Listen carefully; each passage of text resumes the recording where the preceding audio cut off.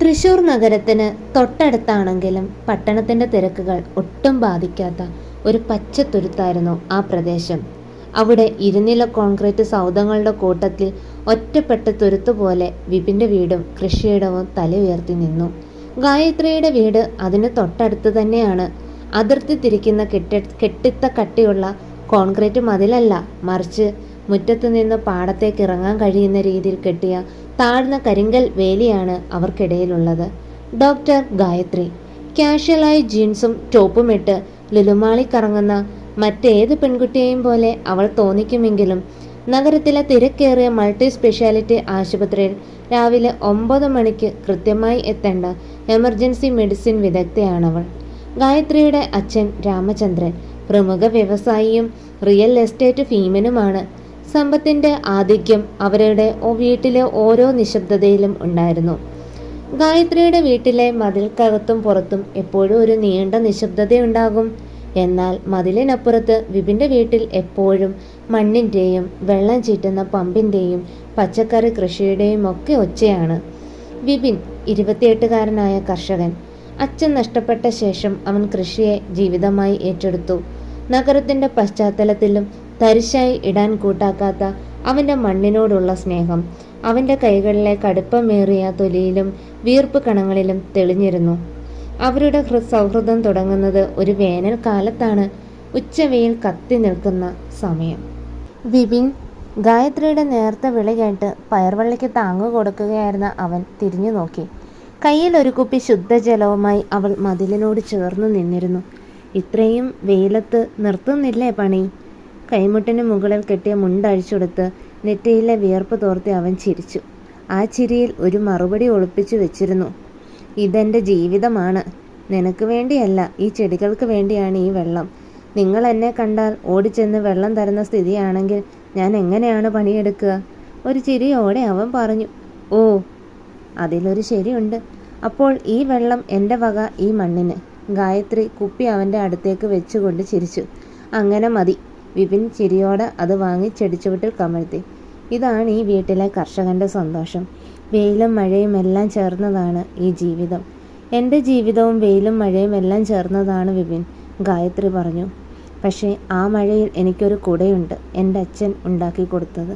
നിനക്കത് സ്വന്തമായി ഉണ്ടാക്കണം അല്ലേ? വിപിൻ ചിരിച്ചതേ ഉള്ളൂ.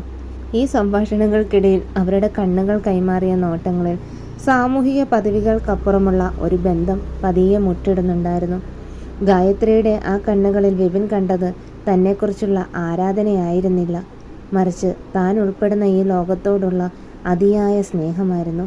പക്ഷേ തൻ്റെ കൃഷിയിടം വിട്ട് നഗരത്തിലെ ആഡംബര ആശുപത്രിയിലേക്കോ രാമചന്ദ്രൻ്റെ മകളുടെ ജീവിതത്തിലേക്കോ തനിക്ക് കയറി ചെല്ലാൻ കഴിയില്ലെന്ന് വിപിൻ മനസ്സിൽ ഉറപ്പിച്ചിരുന്നു. അവളോടുള്ള ഇഷ്ടം അതിനേക്കാൾ വലുതാണ്. അവൻ്റെ സ്വയം നിർണയിച്ച പരിമിതികൾ. വിപിൻ്റെ ജീവിതത്തിലെ ഏറ്റവും മനോഹരമായ കാഴ്ചയായിരുന്നു പുലർക്കാലത്തെ മഞ്ഞൾത്തുള്ളികൾ പറ്റിപ്പിടിച്ച പയർവള്ളികൾ. എന്നാൽ കഴിഞ്ഞ കുറച്ച് ദിവസങ്ങളായി ആ കാഴ്ചയേക്കാൾ കൂടുതൽ അവൻ്റെ ശ്രദ്ധ ആകർഷിക്കുന്നത് മതിലിനപ്പുറത്തെ ആധുനിക വീടിൻ്റെ ജനലിൽ അരികിലിരുന്ന് തന്നെ നോക്കുന്ന ഗായത്രിയായിരുന്നു.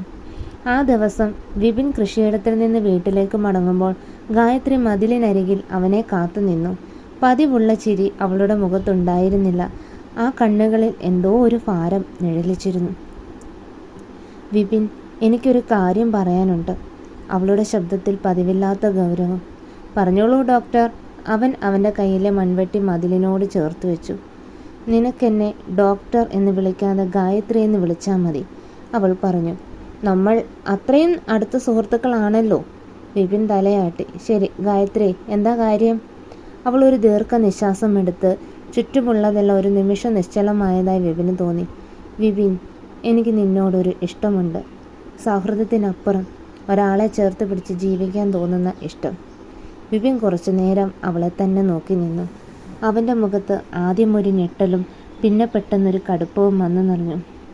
ഗായത്രി, നീ തമാശ പറയുകയാണെന്ന് എനിക്കറിയാം. അവൻ്റെ ശബ്ദം അവിശ്വസനീയമാം വിധം കടുപ്പമേറിയതായിരുന്നു. അല്ല വിപിൻ, ഞാൻ പൂർണ്ണ ഗൗരവത്തോടെയാണ് പറയുന്നത്. നിന്റെ ഈ സത്യസന്ധതയും മണ്ണിനോടുള്ള സ്നേഹവും ഈ ലളിത ജീവിതവുമാണ് എന്നെ ആകർഷിച്ചത്. എനിക്ക് ഈ പണത്തിൻ്റെ മതിലുകൾ ആവശ്യമില്ല. വിപിൻ മെല്ലെ ചിരിച്ചു. അത് സന്തോഷത്തിൻ്റെ ചിരിയായിരുന്നില്ല, വേദനയോടെയുള്ള പരിഹാസത്തോടെയുള്ള ഒരു ചിരിയായിരുന്നു. നിനക്ക് തെറ്റി ഗായത്രി. നിനക്ക് പണത്തിൻ്റെ മതിലുകൾ ആവശ്യമില്ലായിരിക്കാം, പക്ഷേ എനിക്ക് വേണം. ഈ കൃഷിക്കാരൻ്റെ വീട്ടിലേക്ക് നീ വരുമ്പോൾ നിനക്ക് നഷ്ടമാകുന്ന ലോകത്തെക്കുറിച്ച് നിനക്ക് ധാരണയില്ല. എനിക്ക് തരാൻ കഴിയുന്നത് ഈ കരിങ്കൽ മതിലും നെല്ലിൻ്റെ ഗന്ധവും എൻ്റെ വിയർപ്പ് കണങ്ങളും മാത്രമാണ്. നീ അതിന് യോഗ്യയാണ്. അവൾ പ്രതീക്ഷിച്ചിരുന്ന മറുപടിയായിരുന്നില്ല അത്. അവളുടെ കണ്ണുകൾ നിറഞ്ഞു. ഞാൻ നിന്റെ യോഗ്യതയെക്കുറിച്ച് ചോദിച്ചില്ല വിപിൻ. എൻ്റെ യോഗ്യതയെക്കുറിച്ചാണ് ഞാൻ പറഞ്ഞത്. എനിക്ക് ഈ ജീവിതം മതി. എനിക്ക് പറ്റില്ല, വിപിൻ തറപ്പിച്ചു പറഞ്ഞു. അവൻ്റെ ഉള്ളിലെ സ്നേഹം അവളുടെ സ്ഥാനത്തെക്കുറിച്ചുള്ള ഭയം കാരണം പെട്ടെന്നൊരു പ്രതിരോധിയായി മാറി. നീ ഡോക്ടറാണ്, നല്ല വിദ്യാഭ്യാസം ഉള്ളവനാണ് നിനക്ക് യോജിച്ചത്. എൻ്റെ ജീവിതം ഇവിടെ ഈ മണ്ണിൽ ഒതുങ്ങും. ആ മതിൽ ചാടി ഞാൻ അങ്ങോട്ട് വരില്ല. നിന്നെ അങ്ങോട്ട് വിളിക്കാനും എനിക്ക് കഴിയില്ല. നിനക്ക് എന്നേക്കാൾ നന്നായി ജീവിക്കാൻ കഴിയും. ദയവായി ഈ വിഷയം ഇനി സംസാരിക്കരുത്. ഇത്രയും പറഞ്ഞ് അവളെ നോക്കാതെ വിപിൻ പെട്ടെന്ന് തിരിഞ്ഞ് വീട്ടിലേക്ക് കയറിപ്പോയി. ഗായത്രി കണ്ണുകൾ അടച്ചു നിന്നു.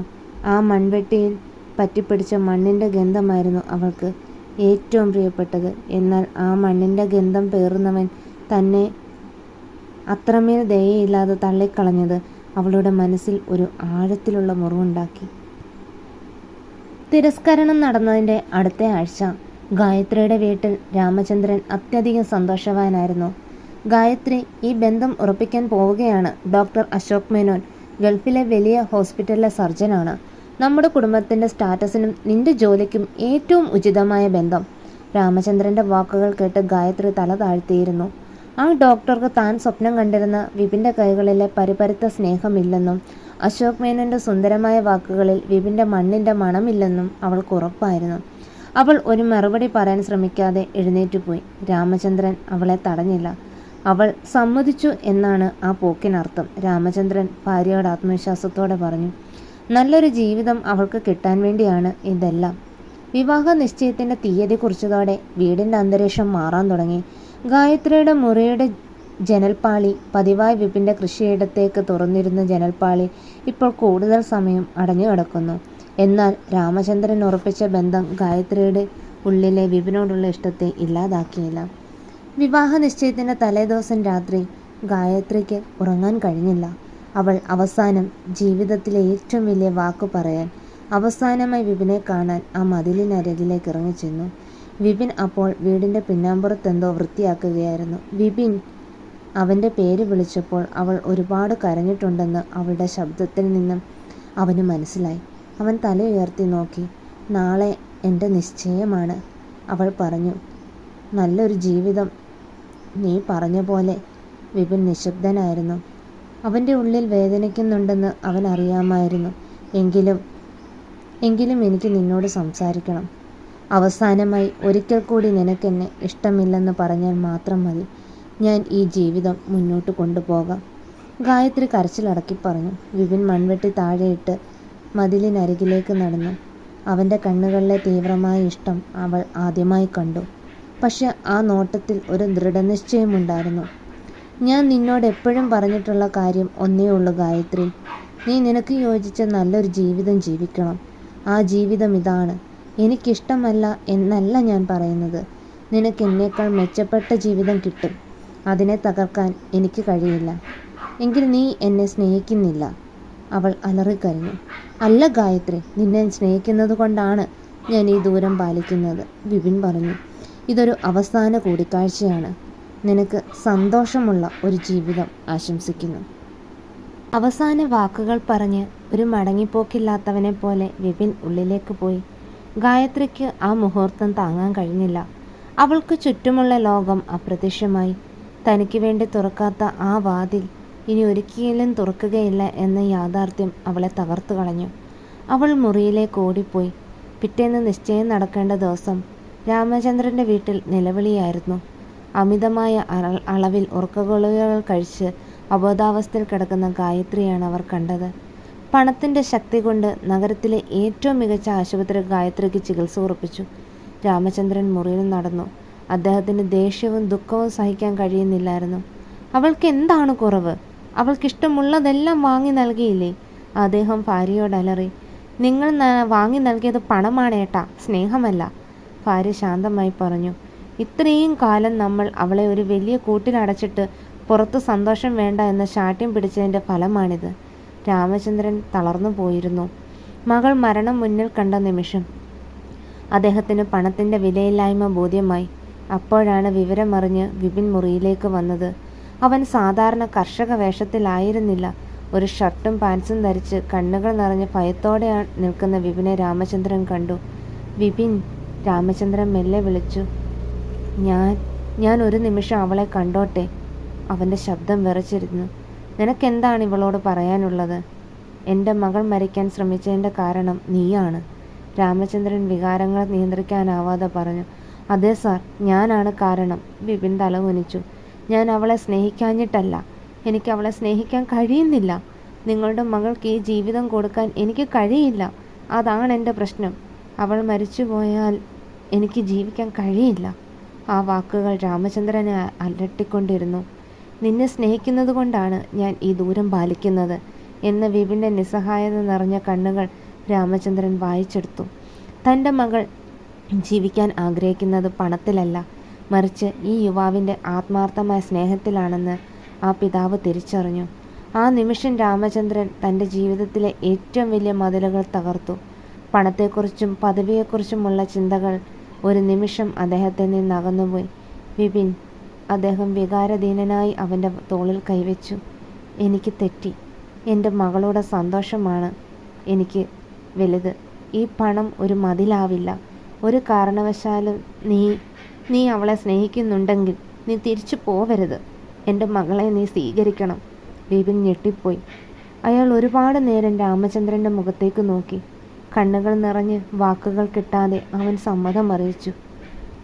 ഗായത്രി അപകടനില തരണം ചെയ്ത ശേഷം വിപിൻ അവളെ കാണാൻ പോയി.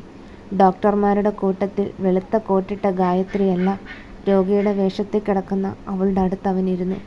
വിപിൻ, നീ പോവുകയാണോ? ക്ഷീണിച്ച ശബ്ദത്തോടെ അവൾ ചോദിച്ചു. ഇല്ല ഗായത്രി. അവൻ അവളുടെ കയ്യിൽ മൃദുവായി പിടിച്ചു. ഇല്ല, ഞാൻ ഇനി എങ്ങോട്ടും പോകുന്നില്ല. ഞാൻ നിന്നോടൊപ്പം ഉണ്ടാകും. അവളുടെ മുഖത്ത് വർഷങ്ങൾക്ക് ശേഷം ഒരു പുഞ്ചിരി വിടർന്നു. ഒരു മാസത്തിനു ശേഷം ലളിതമായ ചടങ്ങിൽ രാമചന്ദ്രൻ്റെ വീട്ടുമുറ്റത്ത് വെച്ച് അവരുടെ വിവാഹം നടന്നു. രാമചന്ദ്രൻ സന്തോഷവാനായിരുന്നു. കാരണം അദ്ദേഹം തൻ്റെ മകൾക്ക് വലിയൊരു സമ്പത്ത് നൽകി, സ്നേഹിക്കാനുള്ള സ്വാതന്ത്ര്യം. വിവാഹശേഷം ഗായത്രി തൻ്റെ പ്രാക്ടീസ് തുടർന്നു. എന്നാൽ കൃഷിയിടത്തിൽ വിപിൻ്റെ കൂടെ ചെലവഴിക്കുന്ന നിമിഷങ്ങൾ അവളുടെ ഏറ്റവും വലിയ ചികിത്സയായി മാറി. വിപിൻ തൻ്റെ മണ്ണിനെ സ്നേഹിച്ചു, ഗായത്രി വിപിനെയും. അവർക്കിടയിലെ മതിൽ എന്നോ തകർന്നിരുന്നു. അവരിപ്പോൾ ഒരേ മണ്ണിൽ അരികെ സന്തോഷത്തോടെ ജീവിക്കുന്നു.